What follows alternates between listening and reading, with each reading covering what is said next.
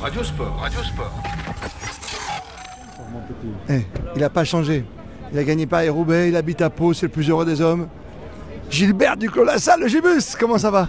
Ah, ça va bien, tout se passe bien, à la retraite, tranquille.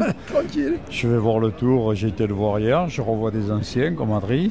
Adri Van Der Poel qu'on a vu tout à l'heure, ouais. Voilà, Ouais. je revois plein d'anciens et bon, ça fait plaisir de venir voir une journée. Il est beau ce tour? Magnifique, Ouais, ah oui. magnifique parce que les étapes de plaine, il y a de la bagarre, il y a de vent de côté, les équipes de sprinters sont obligées de travailler. Et dans les étapes de montagne, on voit les favoris s'expliquer, donc Mais- fabuleux. Ça manque de du Clos La Salle quand même, tu vois, des petits baroudeurs, non? Non, il y en a eu. Les Français, on a gagné les étapes en étant baroudeurs. Ouais, Bardet, ouais. Oui, Bardet, Ouais, tout ouais. le monde qui aurait cru. T'as raison, ça. Turgis, t'as raison. Voilà, ça a été un beau départ pour les équipes françaises.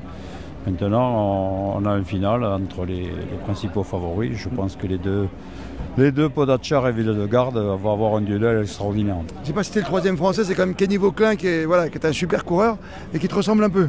Oui, non, Ouais, non, mais- c'est ça, c'est que... non, moi je ne change pas d'avis. C'est les deux qui vont faire deux belles étapes de montagne aujourd'hui et demain.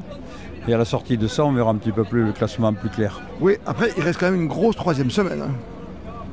30 semaines, mais après, tu sais très bien comme moi, le deuxième va courir après le troisième va courir après le quatrième, et ainsi de suite. Donc après, la dernière semaine, pour un leader, c'est toujours facile de contrôler. Juste un truc, tu trouves pas qu'ils roulent un peu vite, nos coureurs en ce moment? Ils ont du vent de côté, qu'est-ce qu'ils ont?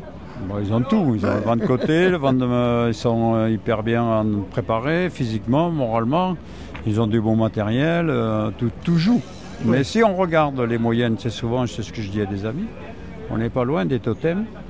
Oui. Si on regarde les moyennes des époques en Quetil où il faisait plus de kilomètres, les moyennes de Bernard Hinault où il faisait aussi plus de kilomètres, où j'étais, il n'y a pas beaucoup d'écart. Ça t'aimait bien les grandes trajectoires, les plus de 200 km? Elle manque. Elle manque.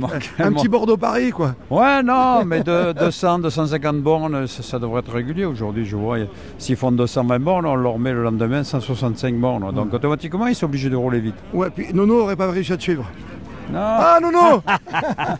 non, Non, j'aurais pas pu. Dans le Tourmalet, c'était le roi Gibus. Le Roi Attends. Gibus dans le Tourmalet, quand même. Ah oui, quand même. Oui, Tourmalet, Attends. moi j'ai des bons souvenirs. L'étape à l'Uzardiden où je fais deuxième en 88. Eh ben, Et voilà, une grande Et étape de montagne. Des grimpeurs qui gagnent Paris-Roubaix, il n'y en a pas beaucoup. Hein. ah, c'est rare. Les Gibus, ils savaient tout faire. Les... Merci les garçons. Et bonne route. Bonne route. Radio Sport, Radio Sport.